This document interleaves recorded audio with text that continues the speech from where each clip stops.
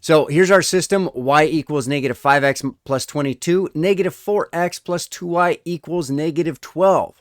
So our substitution is going to be for y. We're going to be substituting y because we have a y equals as part of one of the equations. So we're going to take the bottom equation, replace that y there with the red y, which is 5x plus 22, because that's what y equals. So you can do the substitution. Replace that variable with the equivalent expression.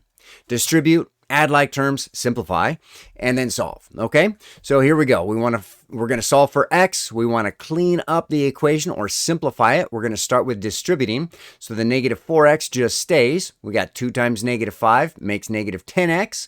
And then we got a 2 times a 22, and that's going to make a plus 44. The right-hand side's already cleaned up. It's just a equals negative 12.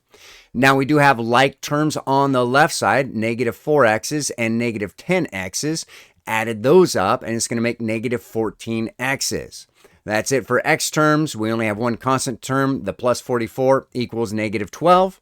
Now we got the two-step equation. Undo the plus 44, undo the times negative 14, and we found x. So here we go. We'll subtract 44 from both sides. From left to right, we got negative 14x, no more 44s, equals negative 12 minus 44 is going to make a negative 56.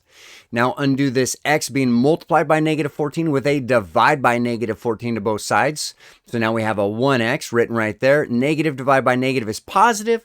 56 divided by 14 is going to make 4. So we solve for x. The x value for this system is going to be a 4. Now we got to find the y. Which equation would be best to use? The one that says y equals, and that's going to be the top one here. So we're going to replace the y with a 4 and then just do order of operations. Negative 5 times 4 makes negative 20, plus 22 is going to make a 2. So the solution to this system is 4, 2. The x is a 4, the y is a 2.